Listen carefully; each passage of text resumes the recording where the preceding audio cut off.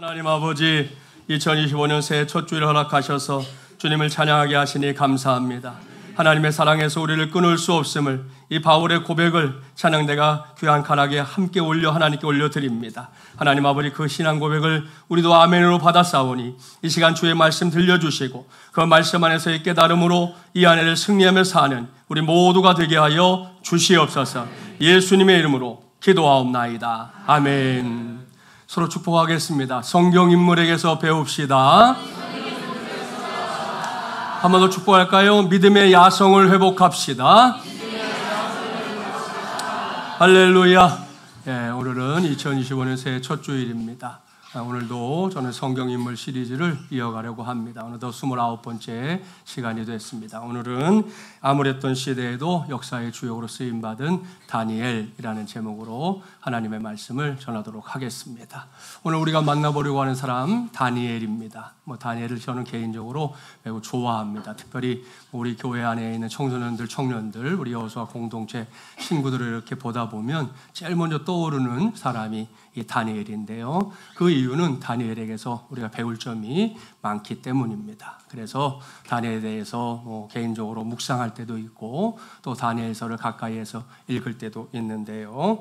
오늘 우리가 그와 같은 다니엘을 이 새해 첫 말씀으로 정하게 됐으니까 오늘 다니엘에 대해서 여러분도 같이 관심을 가지시고 또 말씀에서 깨닫게 해주시는 대로 우리 모두가 이 안을 살아가게 되기를 바랍니다.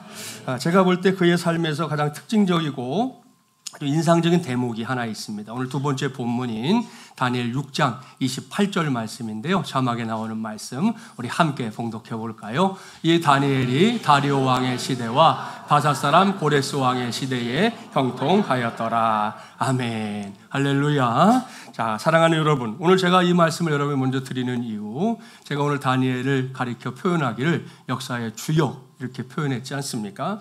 그 이유가 바로 이 말씀 속에 있습니다. 다니엘서 전체를 읽어보면 이 다니엘은 바벨론 제국이 아주 크게 흥왕했던 느부갓네살 왕 시대에 정계의 소으로 이렇게 입문을 합니다. 그러고 나서 얼마간 동안 일하고 끝났으면 굳이 말씀드릴 게 없는데 방금 우리 말씀 읽은 것처럼 그 이후에 벨사살 왕, 또 그 뒤에 다리오 왕, 그 다음에 고레스 왕의 시대에 이르기까지 왕이 계속 바뀌었어요. 그리고 또 바벨론 제국이 흥왕했었지만 그 뒤에 우리 성경으로 말하면 바사 제국, 역사로 말하면 페르시아 제국에 의해서 무너지고 페르시아 제국이 다시 흥왕하게 되는데요. 나라가 바뀌었다는 거잖아요. 그렇게 됐음에도 불구하고 긴 세월 동안 쓰임받은 사람이 바로 다니엘이기 때문입니다. 이게 참 보통 일이 아닌 것이죠. 생각해보면 어떻게 사람이 그렇게 쓰임받을 수 있을까 생각하게 되는데 이것이 다니엘이 우리에게 보여주는 그의 삶이 갖고 있는 대표적인 궤적입니다. 자, 그래서 생각해 보면 지난 역사 속에서도 잠깐 역사의 주역이었던 사람들은 있었습니다. 주역인 척 했던 사람들도 있잖아요. 잠깐 3일 천하 이러고 나서 사라졌던 사람들도 있고요. 그런 걸 생각해 보면 다니엘은 정말 다른 사람이로구나. 나라가 바뀌고 왕이 바뀜에도 불구하고 계속해서 그를 쓰려고 했다고 하니, 그를 등용시키려고 했다고 하니 분명히 대단한 사람이 틀림이 없습니다. 그러면 어떻게 다니엘이 그런 삶을 살았을까? 오늘 우리가 축복했던 우리 자녀들도 여러분 기왕이면 그렇게 어딘가 쓰임받는 사람들로 자라가야 되지 않겠습니까? 그러니까 분명히 다니엘에게는 남다른 비결이 있었을 텐데 그 비결이 뭘까 생각해 보니까 성경에 몇 가지가 나오고 있습니다. 그래서 그것을 이 시간 여러분과 함께 나누려고 하는데요. 제일 첫 번째 비결은 환경의 한계를 극복하라입니다. 자, 첫 번째 부분이 다니엘서 1장 1절과 2절이 당시에 다니엘이 처해 있었던 환경이거든요. 자, 우리 교독해 보겠습니다. 1절 제가 먼저 읽지요. 유다 왕 여호야김이 다스린 지 3년이 되는 해에 바벨론 왕 느부갓네살이 예루살렘에 이르러 성을 에워쌌더니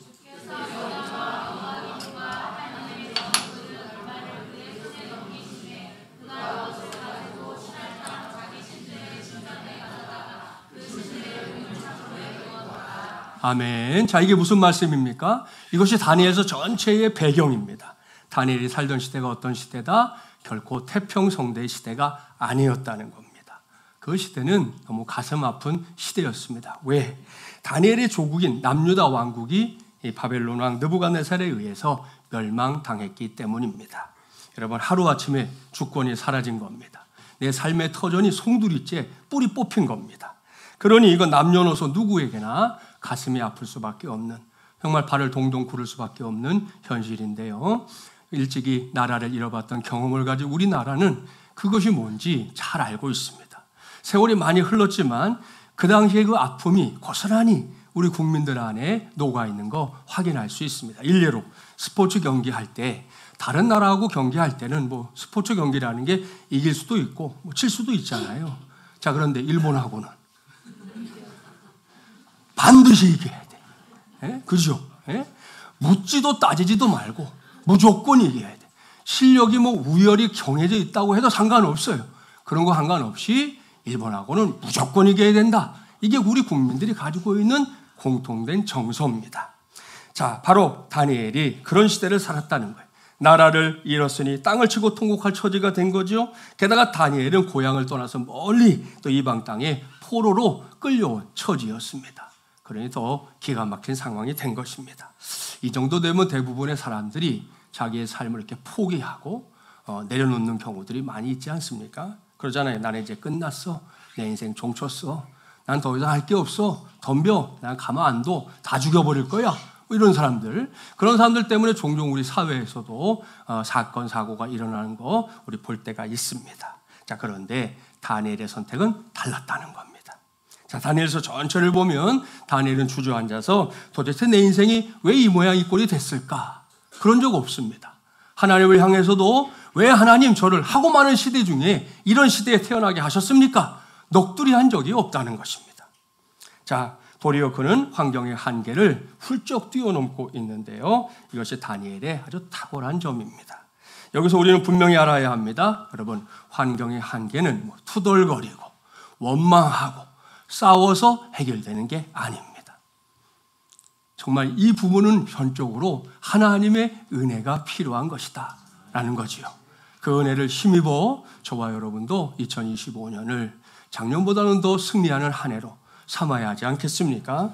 오늘도 우리가 그렇게 하나님의 은혜로 살아가는 우리 마중물이란 가족들 모두가 될 줄 믿습니다. 제가 아는 한 목사님을 통해 들은 성도의 고백입니다. 그 교회에 이제 여집사님 한 분이 남편이 이렇게 아주 술주정이 심한 고주망태 그런 남편이었다는 거예요. 술 먹고 들어오면 그냥 자면 좋은데 주사가 너무 심한 거죠. 그래서 주사를 부리고 나면 자기는 이제 골아떨어지지만 집안이 엉망이 되지 않습니까? 늘 그걸 치우면서 그냥 힘들게 술 시중을 했던 겁니다. 자, 그러던 어느 날, 또 그날도 남편이 아주 건강하게 술을 먹고 와서는 집을 뭐 깽판을 쳐놓고 자기는 널브러져 자는 거예요. 부인은 그냥 잘 수 없잖아요. 청소를 다 이렇게 해놓고는 남편이 자고 있는데 그 옆에 주저앉아서 자기 딴에는 기도를 했지만 사실 신태한탄인 거죠. 하나님, 저는 언제까지 이 모양으로 살아야 하는 겁니까? 저는 정말 하루하루가 지옥과도 같습니다. 너무 힘듭니다. 그렇게 기도하는 중에 성령께서 감동을 주셔서 얼마 전에 들었던 담임 목사님의 설교 말씀이 생각났다는 거예요. 아니지, 목사님이 이럴 때일수록 감사해야 하나님께서 응답을 주신다고 했는데 생각을 하고는 그때부터 기도를 바꿨다는 거예요. 하나님 아버지, 제가 이 시간 하나님께 기도하는데요. 아무리 생각해봐도 마땅히 떠오르는 건 없지만 좌우지간 감사합니다. 이렇게 기도했다는 거예요. 좌우지간 감사합니다. 그렇게 감사 기도를 하고 나니까 또 그래도 감사할 게 생각이 나더라는 거예요. 그건 뭐냐 하면 저 인간이 지금은 저래도 언젠간 사람 노릇하지 않을까? 그런 생각도 들었고요. 또 한편으로는 무슨 생각이 들었냐 하면 이 남편이 다른 때는 모르는데 또 토요일 날은 그렇게 술을 많이 먹고 오나 봐요. 그러니까 토요일 저녁에 너무 술을 많이 먹고 오니까 주일 아침이 돼도 일어나지를 못할 정도가 되는 겁니다. 근데 그런 가운데서 자기가 미안해서 그랬는지 주일날에는 내가 집을 볼 테니까 당신은 교회 다녀와. 꼭 그렇게 얘기한다는 거예요. 게다가 술이 고주망태가 돼도 집은 한 번도 못 찾아오는 법이 없다는 거예요. 그래서 생각해 보니까 다 이게 감사할 거리여가지고 하나 둘 꼽으면서 기도하다 보니 자기도 모르게 피식피식 웃음이 나왔습니다. 근데 그러고 있는데 잠자던 남편이 갑자기 벌떡 깨서 눈을 뜨더니 자기 부인을 보니까 오밤중인데 앉아서 혼자서 희죽희죽거리고 있잖아요. 그러니까 남편이 좀 불안한 마음이 들었나 봐요. 당신 왜 그래? 왜 실성했어? 그렇게 물었다는 거예요. 그때 이 부인이 하는 말, 아니에요. 당신하고 사는 게 너무 감사해서 내가 그러는 거예요. 그러면서 조금 전에 본인이 경험했던 것을 쭉 이야기를 해 주었어요. 그랬더니 남편이 의아스러운 표정으로 그 이야기를 다 듣고 나서 이렇게 얘기했다는 거예요. 예수 믿는 게 그런 거야? 그럼 나도 교회 갈게.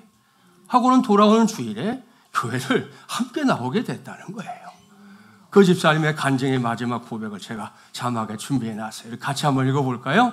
내가 10년을 기도하여도 응답이 없으신 하나님이 한 번의 감사기도에 응답하셨습니다. 할렐루야. 네, 사랑하는 마지못이란 가족 여러분, 제가 조금 전에 말씀드렸죠. 환경의 한계는 투덜거리고 싸우고 원망한다고 그래서 해결되는 게 아니다. 전적으로 하나님의 은혜가 필요한 것이다 말씀드렸는데요. 이 여인이, 이 집사님이 그것을 경험한 것이죠. 그리고 하나님은 이 여인의 그 결심에 응답해 주셨던 것입니다.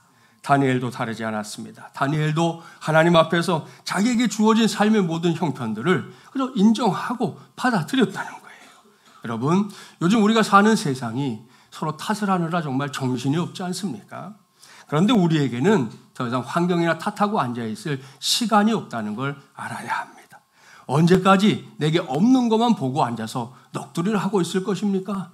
나는 돈이 없어. 나는 백이 없어. 난 배운 게 없어. 난 인생의 기회를 갖지 못했어. 난 도무지 할 수 있는 게 없어. 언제까지 없는 것만 보고 앉아서 투덜거리며 우리 인생의 시간을 낭비할 것이냐 하는 것입니다. 그렇게 넋두리 한다고 해서 없던 것이 하루아침에 생겨나나요? 결코 그런 일은 없습니다.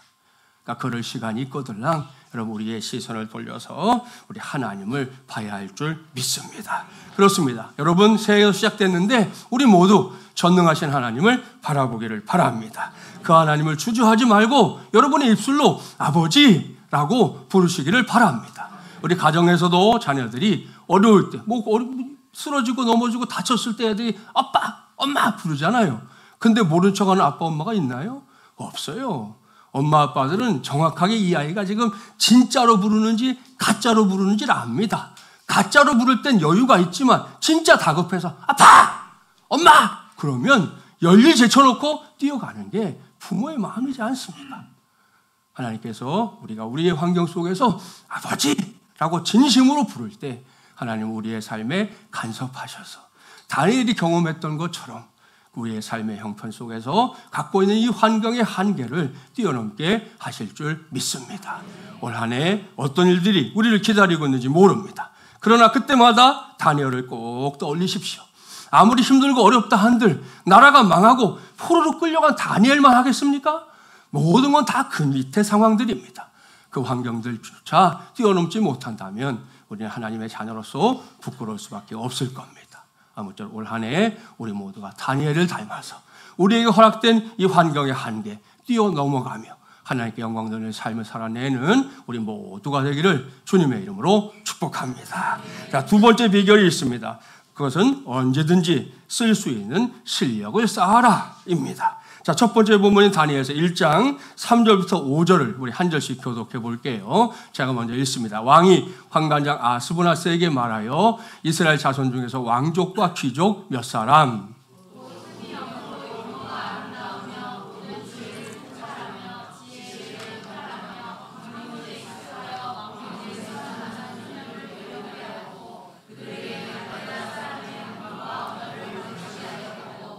함께요. 또 왕이 지정하여 그들에게 왕의 음식과 그가 마시는 포도주에서 날마다 쓸 것을 주어 3년을 기르게 하였으니 그 후에 그들은 왕 앞에 서게 될 것이더라. 아멘. 무슨 말씀입니까? 바벨론의 왕실에서 인재를 찾고 있다는 겁니다. 자, 왠지 아시죠? 사실 어느 나라든지 좋은 인재가 있는 거, 그것도 많다는 거, 그건 그 나라의 복입니다. 왜냐하면 언젠가 그 좋은 인재들 때문에 그 나라의 전성기가 반드시 찾아오기 때문입니다. 조금 전에 봉독했던 말씀을 그런 관점에서 봐보세요. 바벨론이 제국이라는 이렇게 거대한 이름으로 불리게 된 이유가 결코 우연이 아니라는 걸 알 수 있습니다. 왕궁에서, 왕실에서 나서서 좋은 인재들을 찾고 있잖아요. 그리고 그들을 기르고 있잖아요. 그들이 나라의 일을 하게 했으니 그 나라가 번성하는 거 어찌 보면 당연한 일이었을 거라는 겁니다. 자, 그런데 오늘 말씀 속에서 우리가 주목할 게 있죠. 그것은 아무에게나 인재 등용의 기회가 오느냐? 그건 아니라는 겁니다.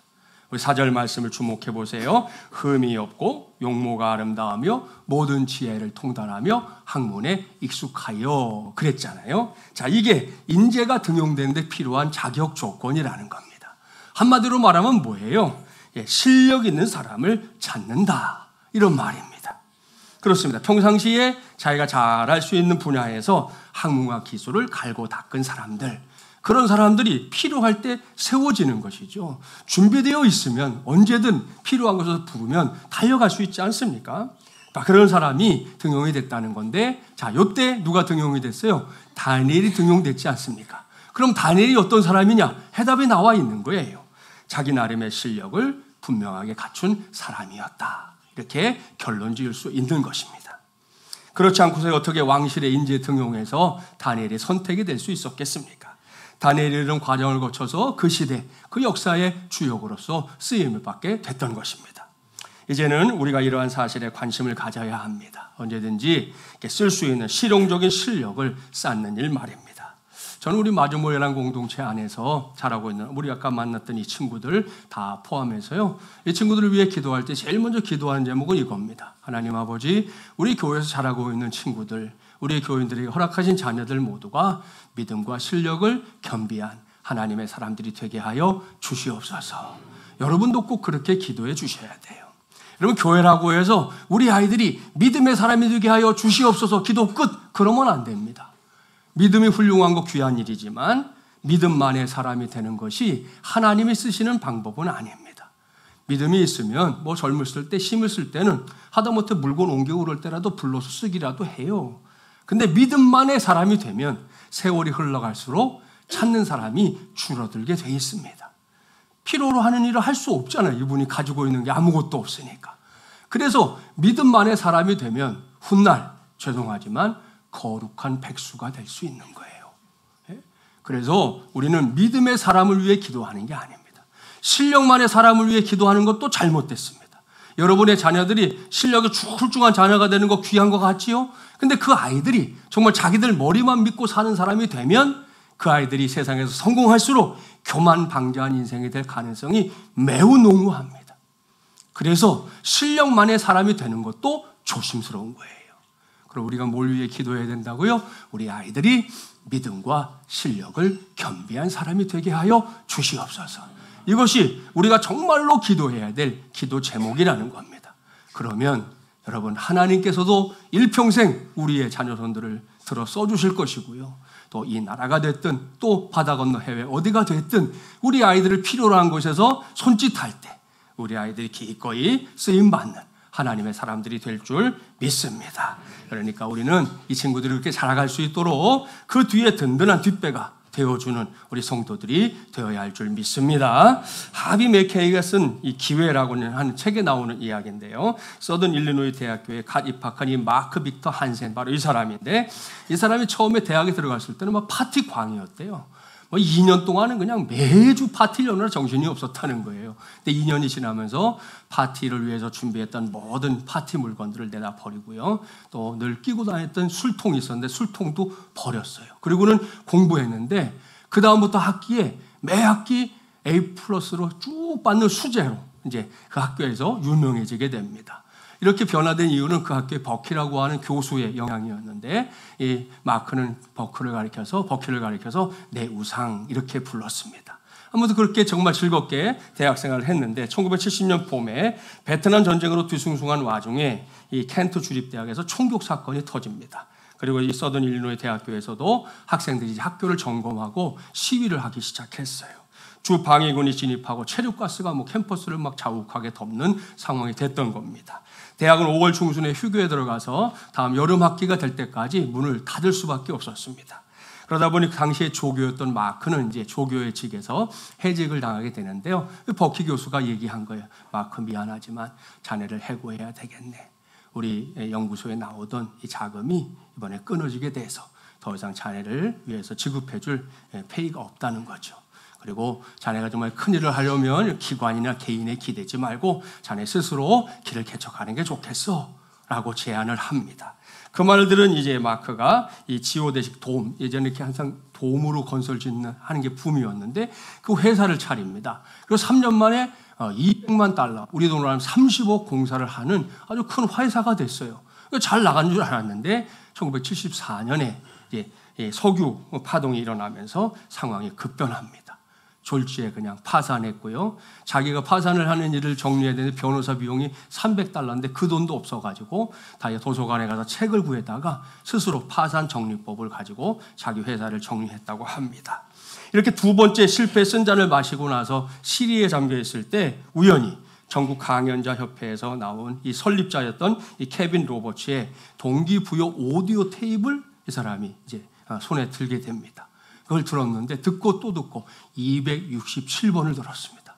그러고 나서 자기 스스로가 동기부여 강연의 강사가 됩니다. 우리나라로 말하면 김창옥 씨 같은 그런 강사가 된 거예요. 그래서 이제 한창 이제 유명세를 탈 때 잭 캔필드와 함께 사람들의 영혼에 정말 감동을 줄 수 있는 그런 책을 쓰고 싶다 하는 계획을 세워서 그때 이제 책을 쓰게 됐는데 그 책의 제목은 여러분도 다 압니다. 바로 이거죠. 영혼을 위한 닭고기 스프라고 하는 이 책을 쓰게 됩니다. 물론 이 책도 출판사에서 33곳에서 거절당했습니다. 쉽지 않았어요. 그런데도 마크가 포기하지 않고 계속해서 문을 두드려서 결국 이 책이 출판하게 됐고요. 지금 나오지만 이 책이 2004년도에 전 세계에서 1억 권이 팔렸습니다. 그리고 지금 현재는 저기 나와 있는 그대로입니다. 43개국의 언어로 출간이 돼서 100개국에서 5억 명이 읽은 책이 됐습니다. 어마어마한 일입니다. 사랑하는 마주물리라는 가족 여러분 보십시오. 자신에게 주어진 여건 속에서 필요한 실력을 쌓아두면 분명히 어느 때인가 그 쓸 기회가 온다는 것이죠. 저 바깥 세상에서도 그러할진데 하나님 안에서 두말할 것이 무엇이겠습니까? 앞서 교육부에 속한 친구들에 대해 언급했지만 이건 단지 그 친구들만의 몫이 아닙니다.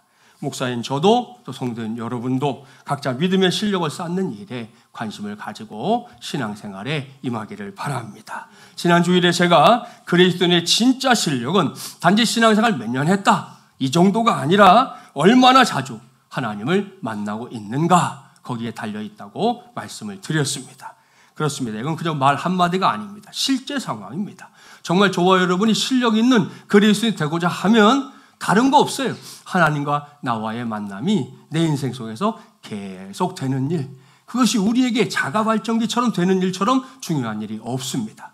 그래서 제가 새해 맞이 예배 드리면서 두 가지 제안 드렸죠. 첫째, 말씀 암송에 힘쓰자. 기억하시죠? 새해 맞이 예배 시간에 제가 여러분에게 드렸어요. 자, 미처 받지 못한 분은 오늘 드릴 수 있도록 뒤에 준비되어 있습니다. 가는 길에 꼭 받으세요. 이게 딱 109절입니다. 109절. 이 109절 성경 암송부터 시작하는 거예요. 여러분의 자녀들하고 먼저 시작하는 거죠. 예? 창세기 1장 1절 오늘 나간 주보에 나간 게 태초에 하나님 천지를 창조하시나 다 아는 거고요.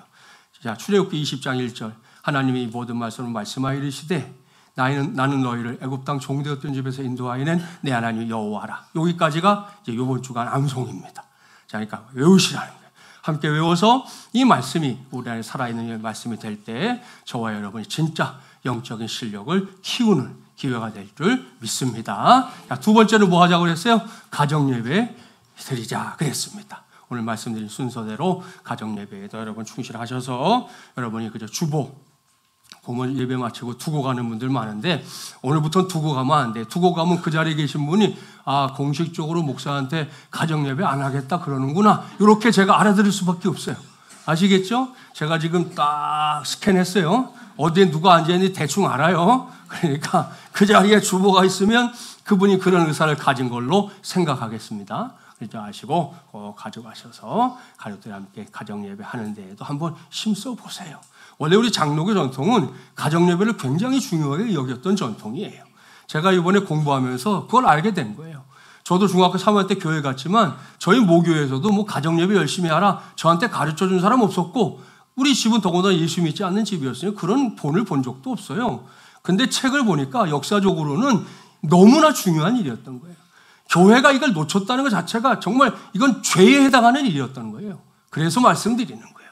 기억하시고 여러분 모두가 한번 올 한 해 가정에서 혼자면 혼자 부부가 같이면 같이 애들이 시간 되면 되는 대로 함께 하여튼 예배하고, 목장에서도 어느 날에 같이 모여서 하겠다. 그것도 좋고, 어떤 모양으로든 한번 어렵지 않도록 하려고 나눠드린 거니까 일주일 동안 가정예배도 열심히 드려서 저도 여러분도 영적인 실력을 배가하는 2025년 꼭 되기를 주님의 이름으로 축복합니다. 예, 그렇습니다. 자, 이렇게 우리가 세상살이 하면서 자기 각자 분야의 실력은 여러분이 닦으셔야 돼요. 그건 어쩔 수 없고요. 그러나 영적인 실력은 우리가 함께 갈고 닦을 수 있지 않겠습니까?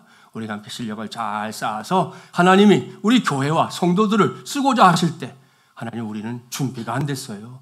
우리는 아직 할 수가 없어요. 이렇게 말하는 사람, 우리 가운데 한 사람도 없도록 우리 공동체가 더욱 든든하게 세워지는 2025년이 되기를 주님의 이름으로 축복합니다. 자, 마지막 우리 세 번째 보겠습니다. 세 번째는 어떤 상황에서도 기도의 줄을 놓지 말라, 이겁니다. 자, 다니엘이 역사의 주역이 될 수 있었던 세 번째 비결을 찾기 위해서는 두 번째 본문으로 가봐야 되는데요. 오늘 성경 봉독은 10절 한 절만 했지만 사실은 6장 전체가 오늘 본문입니다. 자, 먼저 1절부터 9장까지 내용을 간략히 말씀드리면, 이때는 다리오 왕이 나라를 다스리던 시대였습니다. 다리오 왕은 자기의 제국을 모두 120개 도로 나눴습니다. 각 도의 방백들을 뒀고요. 또 그 방백들 위에 3명의 총리를 뒀는데 그 중에 한 사람이 다니엘이었습니다. 자, 근데 이 다니엘이 얼마나 뛰어난 총리였는지 다리오 왕으로부터 엄청 신임을 받았어요. 그러니까 다리오 왕이 신임받는 게 다니엘에겐 기쁜 일이지만 다른 신하들에게는 못내 배가 아픈 일이죠. 더군다나 이방 사람인데, 우리나라 사람도 아닌데 왕이 총애하니까 너무 배가 아파가지고 어떻게 하면 저놈을 잡아 죽일까, 그 공모를 이제 이 신하들이 하게 됐는데, 그러다가 드디어 다니엘의 허점을 발견합니다. 그리고 그것을 계략으로 삼아서 왕에게 이제 상소문을 올리게 되는데요. 자, 그 내용이 다니엘 6장 6절과 7절입니다. 우리 한 절씩 교독해 볼게요. 이에 총리들과 고관들이 모여 왕에게 나아가서 그에게 말하되, 다리오 왕이여, 만수무강하옵소서.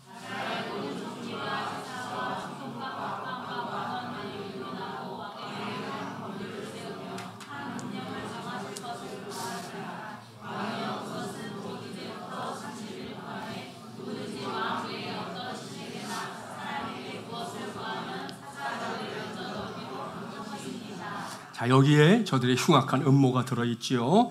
그들은 앞으로 30일 동안 다리오 왕 외에는 그게 뭐 신이 됐든 사람이 됐든 뭔가 구하는 행위를 하지 못하게 해 주십시오. 그런 금령을 내려 주십시오. 이런 내용이었습니다.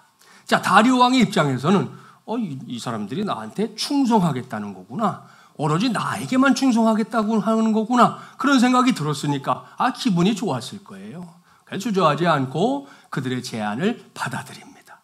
그리고 그 내용을 그대로 조서로 써서 전국에 보내게 되는 거죠. 자, 여기서 우리는 알 수 있어요. 다니엘이 심지어 적대자들에게도 평소에 기도의 사람으로 통하고 있었다는 사실 말입니다. 자, 그들은 그걸 노렸던 거죠. 다니엘이 평상시에도 하루에 3번은 자기의 고국인 예루살렘, 그곳에 향해 있는 창문을 열고 하루 3번씩 기도한다는 걸 알고 있었고, 이것을 이제 빌미로 다니엘을 죽음에 몰아넣어야 되겠다, 이렇게 마음을 먹었다는 겁니다. 자, 그런데 그때 다니엘이 어떻게 했는지 이제 봐야 되겠죠. 오늘 두 번째 읽었던 본문 6장 10절 말씀입니다. 함께 봉독해 봅니다. 다니엘이 조소에 왕의 도장이 찍힌 것을 알고도 자기 집에 돌아가서는 윗방에 올라가 예루살렘으로 향한 창문을 열고 전에 하던 대로 하루 3번씩 무릎을 꿇고 기도하며 그의 하나님께 감사하였더라. 아멘. 할렐루야. 자, 여기서 우리가 주목해야 할 말씀이 있죠. 다니엘이 이 조소에 왕의 도장이 찍힌 것을 알고도 그랬습니다. 자, 이 조소를 어기면 사자굴에 던져져서 사자밥이 되는 게 그 처벌이었는데, 그걸 알았다는 거예요? 몰랐다는 거예요? 알았다는 거예요. 몰라서 바보같이 당한 게 아니에요. 알았습니다. 알아도 너무 잘 알았습니다. 그럼에도 불구하고 하나님께 기도하고자 했던 자기의 신앙의 패턴을 포기하지 않았다는 거예요. 여전히 예루살렘을 향한 창문을 열고 다니엘이 기도합니다. 그리고 결국 그것으로 인해 붙잡혀가게 되는 것이죠. 아무튼 여러분, 이 역사의 주역을 산다고 하는 것은 분명히 쉬운 일은 아니에요. 우리가 한 나라의 국민으로 사는 것도 제대로 살려면 쉽지 않은데, 그 나라 안에서 뭔가 역할을 하는 사람이 된다는 것은 분명히 어려운 일입니다. 그래서 다니엘은 늘 기도했던 것입니다. 그렇습니다. 평범한 삶이 아니니 위험천만한 일들이 다가올 때가 있지 않겠습니까? 그것을 어떻게 자기 혼자의 힘으로 해결하며 그 길을 걸어갈 수 있겠어요? 다니엘은 더더욱 하나님의 은혜가 필요했고 그러하기에 기도하는 것을 멈출 수 없었던 것입니다. 여러분, 종종 믿노라 말하는 사람들 가운데 어떤 위기의 순간이 되면 신앙의 방법을 선택하기보다는 자기의 경험을 선택하고 자기의 능력을 선택하는 사람들이 왕왕 있습니다. 당장 주어진 그 위기를 넘기기 위해 적당히 타협도 하고요. 어떨 때는 좀 이렇게 유력한 사람에게 가서 기대려고 하기도 하지요. 그러면서도 말하죠. 나는 믿음의 사람이야. 그렇게 말하는데 죄송하지만 아닙니다. 왜? 그 정도는 믿음이 없이도 할 수 있는 일이기 때문입니다. 사랑하는 여러분, 진짜 믿음의 사람이 오늘 여기 있습니다. 그는 어떤 상황에서도 기도의 줄을 놓지 않는 사람입니다. 위기의 상황입니까? 그때를 도리어 기도해야 할 때로 아는 사람이죠. 고난의 때입니까? 그 고난에서 더 깊은 기도의 능력을 경험하는 사람입니다. 문제와 문제가 연결돼서 해결되지 않는 듯이 보일 때 그 고리를 끊어낼 수 있는 것이 기도라는 것을 알고 있는 사람. 그런 사람이야말로 우리 시대의 믿음의 사람, 이렇게 부를 수 있는 사람인 줄 믿습니다. 오늘 주신 말씀을 보면 다니엘이 그렇게 살았다는 거죠. 이어지는 말씀을 보면 어떤 상황에서도 기도의 줄을 놓지 않았던 다니엘이 곧 죽음을 맞닥뜨리게 됩니다. 다른 신하들의 고발로 다니엘이 사자굴에 던져졌기 때문입니다. 그런데 여러분, 우리 하나님 어떤 하나님이십니까? 전능하신 하나님입니다. 창조주 하나님입니다. 위대하신 하나님입니다. 하나님께서 사자의 입을 막고 다니엘을 사자굴에서 건져내 주셨습니다. 할렐루야. 자, 이 사건 처음에는 다니엘의 생명을 노린 것으로 시작된 사건이지만 하나님은 그걸로 끝나게 하지 않으셨습니다. 오히려 하나님은 그 사건을 통해서 다니엘이 진짜 역사의 주역으로 모든 국민들 앞에 부각되게 만들어 주셨어요. 우리 말씀 가운데 이어진 6장 26절 27절이 다리오 왕이 사자굴 사건이 마친 다음에 전국에 내린 또 다른 조서입니다. 자, 그 조서를 우리 함께 봉독해 보겠습니다. 내가 이제 조서를 내리노라. 내 나라 관할 아래에 있는 사람들은 다 다니엘의 하나님 앞에서 떨며 두려워할지니 그는 살아계시는 하나님이시요 영원히 변하지 않으실 이시며 그의 나라는 멸망하지 아니할 것이요 그의 권세는 무궁할 것이며 그는 구원도 하시며 건져내기도 하시며 하늘에서든지 땅에서든지 이적과 기사를 행하시는 이로써 다니엘을 구원하여 사자의 입에서 벗어나게 하셨음이라 하였더라. 아멘. 할렐루야. 놀렐루야입니다. 보십시오. 이것이 기도의 사람 다니엘이 역사의 주역으로 확실하게 자리매김되는 순간입니다. 이제는 우리 차례입니다. 2025년 새해를 맞이한 우리 마지막 예랑 가족들이요, 저와 여러분 우리 모두의 기도의 행진이 올해에도 중단 없이 계속 되기를 바랍니다. 기왕이면 좀 더 왕성하게 우리의 기도의 행진이 이어지게 되기를 바랍니다. 우리의 인생 속에는 여러분 기도해야 할 때가 있고 기도를 쉬어야 할 때가 있는 게 아닙니다. 우리는 어떤 상황에서도 기도해 줄 만큼은 절대로 놓치지 말고 이 길을 가야 할 믿음의 사람들인 줄 믿습니다. 지금 형통하십니까? 그건 결코 쉬라고 하시는 사인이 아닙니다. 다시 한번 재정비하고 또 기도하라고 하시는 거예요. 지금 어려움이 있으십니까? 그 어려움이 기도를 포기하라는 사인이 아니라 내가 지금 너의 기도를 기다리고 있다는 하나님의 사인이라는 거지요.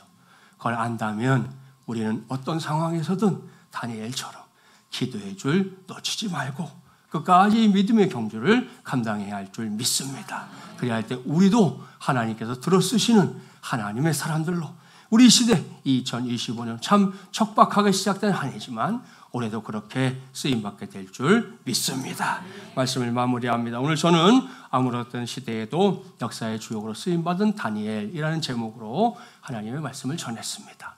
제가 이렇게 말씀을 마칠 때마다 꼭 말씀드리는 게 있죠. 그것은 이제 차례가 우리 차례라는 겁니다.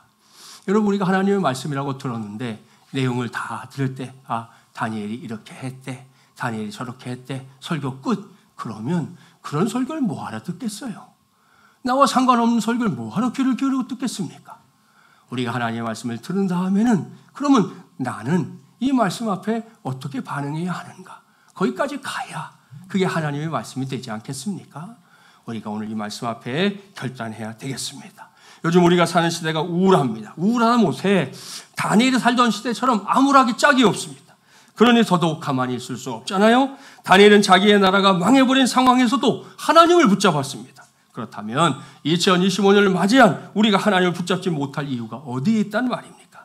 저도 여러분도 이 암울한 시대를 그저 우울한 마음으로만 보내지 말고 시대가 암울할수록 더더욱 하나님을 붙잡는 데에 우리의 헌신의 힘을, 우리의 영적인 젖먹이의 힘까지 다 동원해서 이 일을 감당하게 되기를 바랍니다. 그 과정에서 다니엘을 꼭 기억해 주세요. 환경의 한계를 극복하라 그랬습니다. 또한 우리 하나님께서 허락하신 말씀이 뭐예요? 여러분 각자 실력을 쌓아야 된다는 거예요. 마지막은 어떤 상황에서도 기도해 줄 만큼 놓치지 말라는 겁니다. 이 당부 우리 마음판에 새기고 올 한 해를 함께 달려가면서 우리 모두가 하나님께 쓰시는 기쁨과 감격으로 2025년을 한 달 한 달 수놓아가게 되기를 주님의 이름으로 간절히 축원합니다. 기도하겠습니다. 전능하시고 자비로우신 하나님 아버지, 2025년 새해 첫 주일에 다니엘을 만날 수 있도록 말씀으로 함께 해주시니 감사합니다. 다니엘은 놀랍게도 나라가 망해버린 현실 속에서 그 암울했던 시대에 흔들리지 않고 하나님이 들어쓰시는 역사의 주역이 됐습니다. 그러한 다니엘에게서 반드시 배우는 우리 마지막 연한 가족들 되게 하여 주시옵소서. 다니엘은 환경의 한계에 빠져들지 않았습니다. 그러한 다니엘을 보면서 배운 걸 기억하게 하시고 환경의 한계는 투덜거리고 원망하고 싸워서 해결하는 게 아니라 우리 하나님께서 전적인 은혜를 주셔야지만 해결할 수 있다는 거 잊지 않게 도와주시고 우리 모두가 하나님의 은혜를 힘입어 2025년 새해를 꼭 환경의 한계를 극복하는 한 해로 살게 하여 주시옵소서. 다니엘은 언제든지 쓸 수 있는 실력을 쌓은 사람이었습니다. 우리의 자녀손들이 꼭 다니엘 닮을 수 있도록 믿음과 실력을 겸비한 우리의 자녀손들 되게 하여 주시옵시고 우리 장년들도 그리스도인으로서 영적인 실력을 쌓는 일에 관심을 가지고 달려가는 2025년 되게 하여 주시옵소서. 또한 다니엘은 어떤 상황에서든 기도의 줄을 놓치지 않았습니다. 우리 역시 위기의 상황에서든 고난의 때에든 다른 건 몰라도 기도해 줄 만큼은 견고하게 붙잡고 더 부르짖기를 힘쓰는 성도들이 되게 하여 주시옵소서. 하나님께서 이사야 선지자를 통해 주신 말씀이 있었습니다. 너희가 부를 때에는 나 여호와가 응답하겠고 너희가 부르짖을 때에는 내가 여기 있다 하리라 약속하셨습니다. 그 하나님 앞에 기도의 줄 놓치지 아니하고 믿음의 경주를 달려가는 우리 모두가 되게 하셔서 2025년 우리 개인도 우리 공동체도 하나님 앞에 쓰임받는 복된 한 해 되게 하여 주시옵소서. 예수님의 이름으로 기도하옵나이다. 아멘.